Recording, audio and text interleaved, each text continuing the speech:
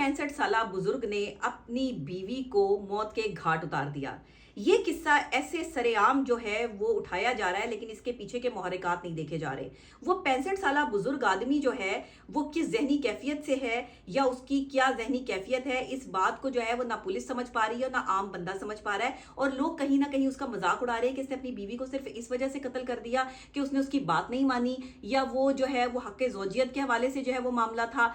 मामला ये नहीं था। मैं आपको बताती हूं कि अंदर की बात क्या थी। ये बुजुर्ग जो 65 साला आदमी है, इसकी पर्सनैलिटी और शख्सियत पर जब मैंने रिसर्च की तो मुझे पता चला कि ये एक सैडिस्ट आदमी है।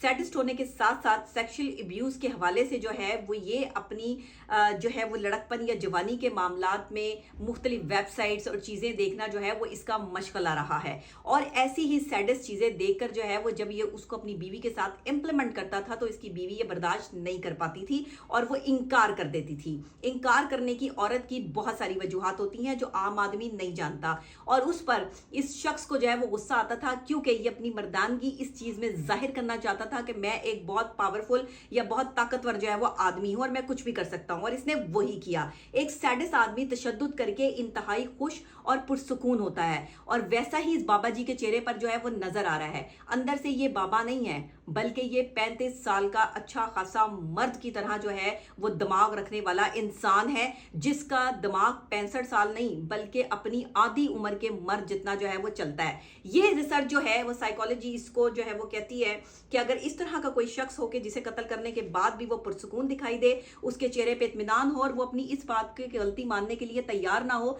तो ऐसे लोग नार्सिसिस्ट तो होते ही हैं लेकिन सैडिस्ट पर्सनैलिटीज भी होते हैं। अब जब पुलिस को ये बंदा खुद जाके बताता है कि मैंने अपनी बीवी को मार दिया है, और पुलिस को यकीन नहीं आता, जब ये बंदा अपने घर लेकर जाता है पुलिस को और पुलिस जो है वो घर में इस मामले की तहकीकात करती है, लाश बरामद होती है, तब पता चलता है कि ये बाबा जो है वो सही कह रहा था और वाकई इसने अपनी बीवी को मार दिया। और उसे मारने के बाद भी, लाश देखने के बाद भी, इतना खून बह जाने के बाद भी ये शख्स बिल्कुल नॉर्मल दिखाई दे रहा है। इट्स मीन कि इसको अपने साथ या किसी के साथ होने वाले किसी वाकये से कोई फर्क नहीं पड़ता, और तशद्दुद अमेज चीजें देख देख कर करके जो है वो ये शख्स इस हालत में आ चुका है कि अब ये नॉर्मल जिंदगी गुजार रहा है, जबकि ये नॉर्मल आदमी नहीं है।